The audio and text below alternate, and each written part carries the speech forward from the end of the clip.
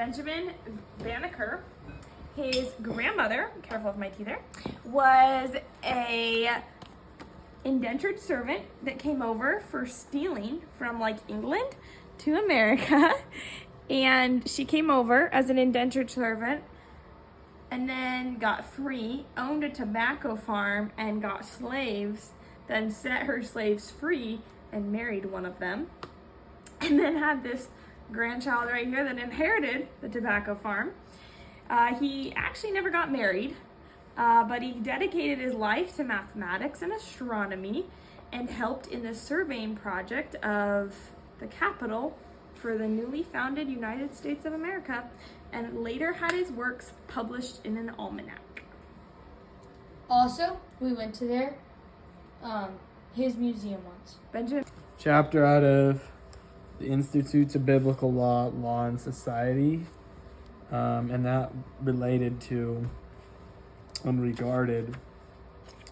Well, the chapter is called Expiation and Power. So basically, he just said, whom you have to make sin right to is the person who controls you. So if you have to make your sins right to the government, then the government controls you. If you have to make it right to the church, then the church controls you. But God should control you. Interesting. Well, this book was about a guy named George Calvert or something. And I'm not sure how, but apparently sometime his name got changed to Lord Baltimore. I don't know. But anyways, when he was young, his dad didn't want to join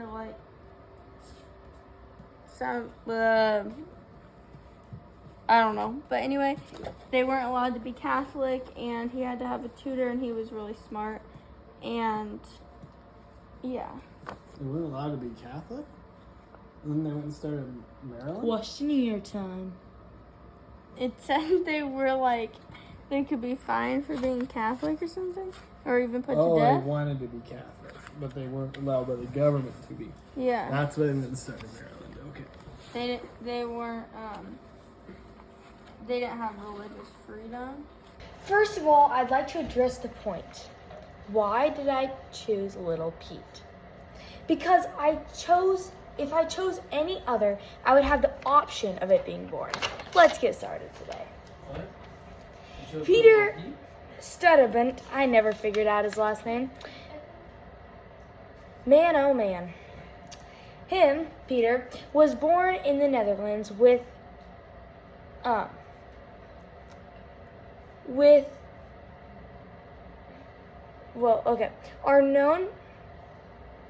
are known for two main things, tulips and canals.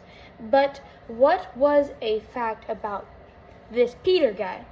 No one knows when he was born, 1610 or 1611, and that he worked for a huge wax company. But you might say, what is it? Well, maybe it's just the, quote, Dutch West India Company, unquote, because he just randomly wanted a job. But interestingly picked this. Little Stubborn Pete. Did you know that he was known for being stubborn? Well, he was. The guys in the company, rephrase that, the company, the men fought a lot. Just a side note. But many